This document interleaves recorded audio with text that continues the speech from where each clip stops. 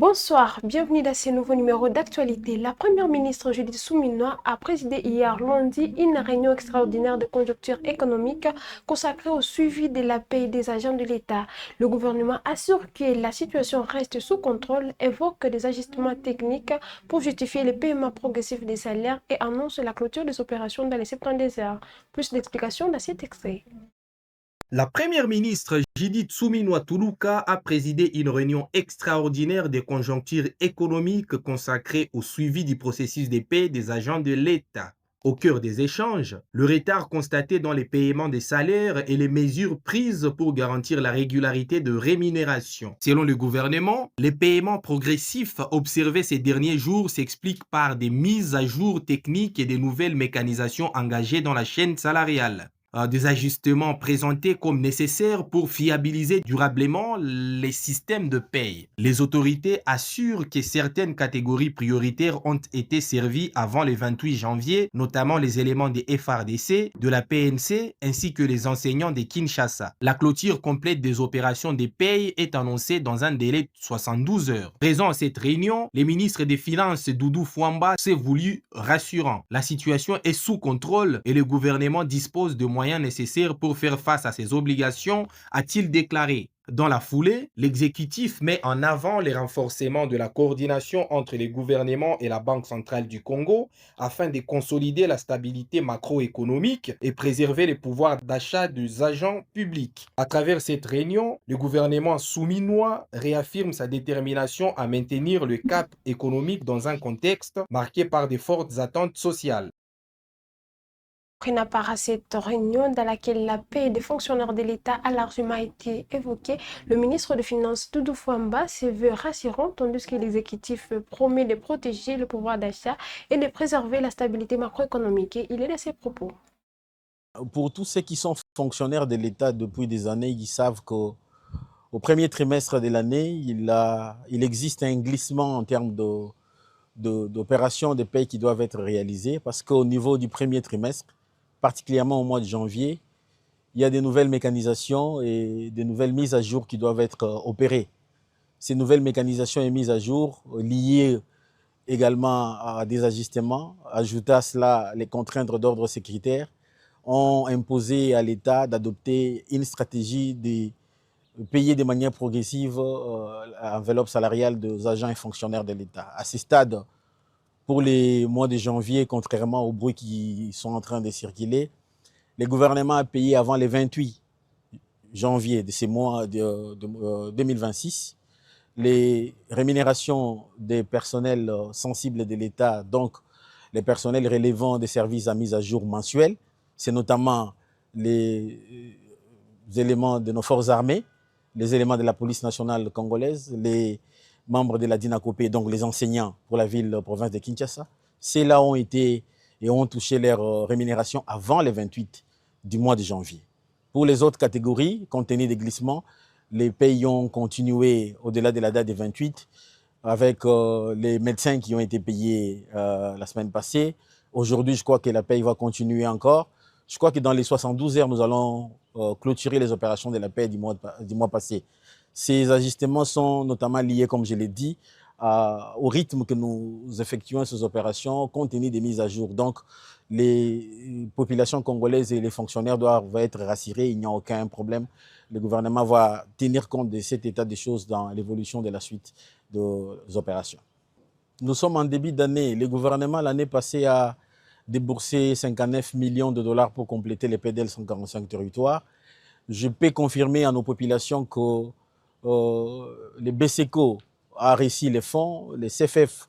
Nous avons d'ailleurs clôturé tous les financements qui étaient attendus au niveau du CFF.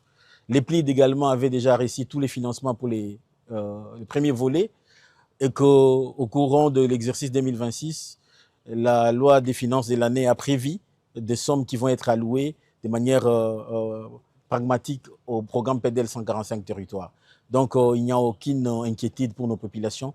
Les PDL, c'est un programme prioritaire du chef de l'État. Il va se déployer sous la coordination de son Excellence, Madame la Première ministre, chef du gouvernement. Une meilleure coordination au niveau du gouvernement et de la Banque centrale du Congo. Une meilleure coordination également au niveau des services opérationnels du gouvernement, la DGDA, la division des mines pour accélérer l'exportation du cobalt et des meilleurs ajustements au niveau de la régulation budgétaire entre les finances et les ministères du budget.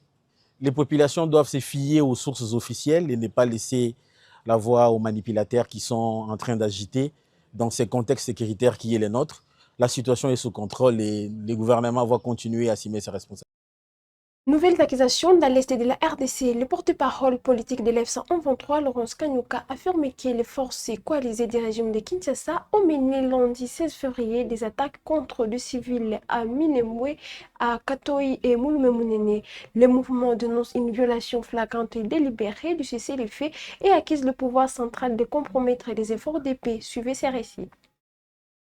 Le porte-parole politique de l'F-123, Laurence Kanyuka, a dénoncé ce lundi 7 février 2026 des graves violations du cessez-le-feu par les forces coalisées du régime de Kinshasa, les accusés d'avoir mené des attaques coordonnées contre les populations civiles dans plusieurs localités de l'Est de la RDC. Dans une publication sur son compte X, il affirme que des offensives agressives ont visé Minembwe dans le haut plateau du site Kivu, Katoi en territoire de Massissi, ainsi que Moulmemounene dans les territoires de Kabaré. Selon lui, ces opérations constituent une violation flagrante et délibérée des engagements pris dans le cadre du cessez-le-feu en cours. L'F-123 estime que ces attaques traduisent le mépris du pouvoir de Kinshasa par les initiatives de paix et compromettent les efforts de désescalade engagés ces dernières semaines. Le mouvement politico-militaire qualifie ces actes d'irresponsables et criminels par là d'une provocation grave susceptible d'aggraver davantage la situation sécuritaire dans la région. À ce stade, aucune réaction officielle des autorités congolaises face à ces accusations. Sur le terrain, le climat reste tendu dans ces zones régulièrement secouées par les affrontements armés, malgré les appels répétés à la cessation des hostilités.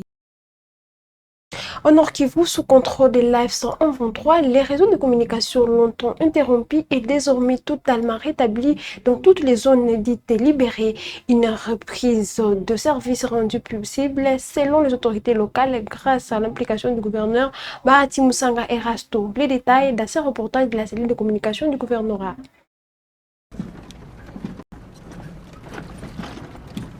Bonne nouvelle pour la population des zones libérées par l'AFC-M23, les réseaux de télécommunications qui étaient coupés par le régime de Kinshasa dans les quelques territoires libérés par l'AFC-M23.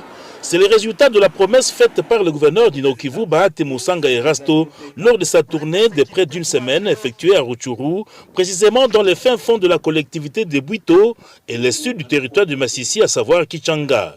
Ici, la population avait exprimé le calvaire socio-économique qu'elle a traversé par le manque de réseau de communication. Kabisa ni Musa Gaspar Uwiringie. Ninakuwaka hapa Mweso, niko mchuruzi wa unité. Kabisa hapa Mweso tunateseka sana Rutshuru na Masisi. Mimi nakuliaka ku unité tu. Sasa mimi nishakosa kama ndakulia wapi? Nishakosa tana tifra, niko nakosa kama ndaenda iba, nishakosa cha kufanya kabisa bakubwa muone ile swali yangu. Neno yangu njoo ile. Dans sa politique de proximité, Bahati Musanga Erasto n'est pas allé par quatre chemins. Msiogope, ile shida tuko naitafutia solution. Na haiko Mweso peke yake, iko fasi yote Rubero, Mweso, Kale, fasi yote rezo haiko walishaikata. Lakini solution tutaipata yenyeko durable. Na haitaongezeka kuwa tena. 48 heures après, le signal est de retour, comme le confirment les habitants du territoire de Massissi, Lubero et Rutshuru, qui vivent à présent dans la paix, la sécurité, dans leur village, grâce à l'AFC-M23, ont-ils témoigné. Nombreux des habitants du Nord Kivu encouragent et apprécient la gouvernance du gouverneur Bahati Musanga Erasto, vision de l'AFC-M23, celle d'approcher la base et s'enquérir des difficultés de paisibles habitants en envie de trouver sur place une solution. Le député national Caroline Zanzou, élu du territoire de Béni, a tenu un discours sans détour devant le jeune réuni à Kantine à l'occasion de ses vacances parlementaires dans son fief électoral.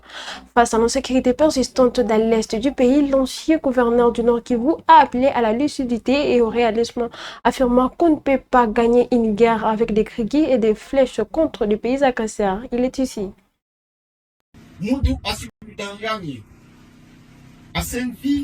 Entre sie na maingi zengine zenye ziko zinatayarisha kutupiga. Asa unaweza kuangalizo na baba Mungu yetu midindo na mkuki, unaweza shinda inji sawa Uganda, unaweza shinda inji sawa Rwanda, unaweza shinda inji sawa Amerika na nakudanganya. Pourquoi mimi nasema? Parce que kama hatutayarishe tutakuwa tungali tu mu magumu. Na kama mtu anajua mgonjwa ule unajua ugonjwa wapi nijilikuire tension so ngoka sipenyo kama munyu ukatane kunde ukiholanu mais kama kuna tension sawa kana kuletea kugari ki mulitia mboga mtena tu sitakula na utaishi siku za mingi na si security yenye iko kama hatujue juu ya nini kamilishe juu ya nini na persiste hatuta. Le ministre du Commerce extérieur, Julien Paluku Kahongya, a suspendu le directeur général de l'Office congolais de contrôle, Etienne Chimanga Mutombo, pour faute lourde de gestion. Il lui est notamment reproché l'installation d'un système d'informatique parallèle de contrôle et des importations et des exploitations, ainsi qu'une gestion jugée chaotique des ressources humaines et financières. Les détails dans cet extrait de la lecture de l'arrêté ministériel sur la RTNC.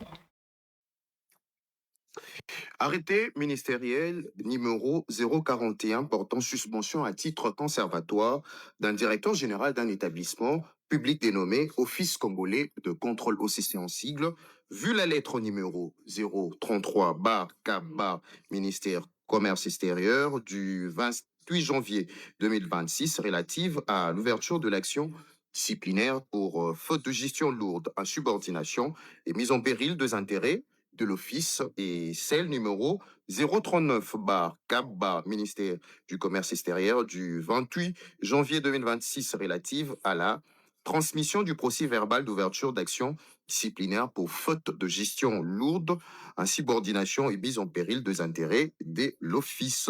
Attendu que la pratique dénoncée ci haut est à la base d'un manque à gagner énorme issu de l'utilisation ou dédouanement de fausses attestations de vérification, fait reconnu par le directeur général dans le page 4, 5 et 6 de sa lettre du 13 février 2026, si au cité, considérant les conclusions du rapport de l'inspection générale de finances telle que transmise à son Excellence Madame la Première ministre par la lettre numéro 0246/02/2026 du 10 février 2026 émanant du directeur de cabinet du président de la République et qui mentionne le faille systématique et de graves manquements au principe de bonne gouvernance tant sur le plan financier qu'administratif au niveau de l'Office congolais de contrôle. Arrêté numéro article 1er est suspendu à titre conservatoire de ses fonctions de directeur général de l'établissement public dénommé Office congolais de contrôle OCC en sigle, Messieurs Chimanga Mutombo Etienne, article 2. Au cours de cette suspension, l'intérim du directeur général sera assuré par Madame Christelle Moi-Bilou, directeur général adjoint conformément au décret numéro 13/056 du 13 décembre 2013 portant statut de mandataire public dans les établissements publics en 6 articles 4 et 10 et à celui numéro 09/44 du 3 décembre 2009 fixant le statut d'un établissement public à caractère scientifique et technique dénommé Office congolais de contrôle OCC en 6 articles 14 et 15 alinéa 3, article 3. La présente suspension donne lieu à des mesures administratives et extra-administratives à charge du prénommé et des agents au cadre de l'Office congolais de contrôle, comme plus dans la commission de faits pré-rappelé. Article 4, il a institué une commission de redressement de l'Office congolais de contrôle dont la composition et le mission spécifique seront fixées par un autre arrêté ministériel. Article 5, le secrétaire général au commerce extérieur et le directeur de cabinet du ministre du Commerce extérieur sont chargés, chacun en ce qui le concerne, de l'exécution du présent arrêté ministériel qui entre en vigueur à la date de cette édition. Catastrophe environnement à la base de rejet des activités minières de l'entreprise Dongfang International Mining ne restera pas impunie. La commission mise en place pour établir le responsable a rendu son rapport final au ministre de Mines, Cédric Kenina. Clôturons cette édition d'actualité à Lubumbashi. En mission officielle à Lubumbashi, les ministres délégués à la défense nationale chargés des anciens combattants et les Tamboué lancent l'opération de sécurisation du patrimoine des anciens combattants. Récit en audience par les gouverneurs intérimaires du Haut-Katanga, Martin Kazembe, le ministre a évoqué les modalités pratiques de mise en œuvre de cette initiative saluée par les autorités provinciales. Reportage. Le ministère national de la Défense compte identifier, récupérer et sécuriser le patrimoine des anciens combattants sur toute l'étendue du territoire national. À cet effet, le gouverneur intérimaire Martin Kazembe-Choula a échangé ce lundi 16 février 2026 avec le ministre délégué à la Défense nationale chargé des anciens combattants Eliezer Ntambwe Mposhi en mission officielle à Lubumbashi. Ce membre du gouvernement central est venu exécuter une décision du Conseil des ministres portant sur l'identification, la récupération et la sécurisation du patrimoine des anciens combattants.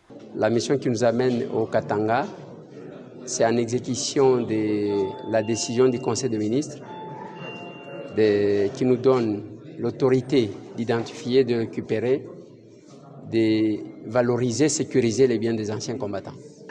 Donc, notre séjour dans le Haut-Katanga sera concentré sur cette mission-là, d'identification, récupération, sécurisation et valorisation des biens des anciens combattants. L'opération commence quand? Dès cet après-midi, dans quelques minutes. Le chef de l'exécutif provincial a, pour sa part, salué cette démarche du gouvernement central et réaffirmé la disponibilité de la province du Haut-Katanga à accompagner cette opération d'assainissement. C'est par ces reportages, mesdames et messieurs, que nous mettons fin à cette édition d'actualité. Merci de l'avoir suivi. C'est votre première fois de nous suivre. Veuillez vous abonner à la chaîne. Surtout, n'oubliez pas de vous abonner, liker, commenter et partager toutes ces actualités. Rendez-vous, prochaine édition.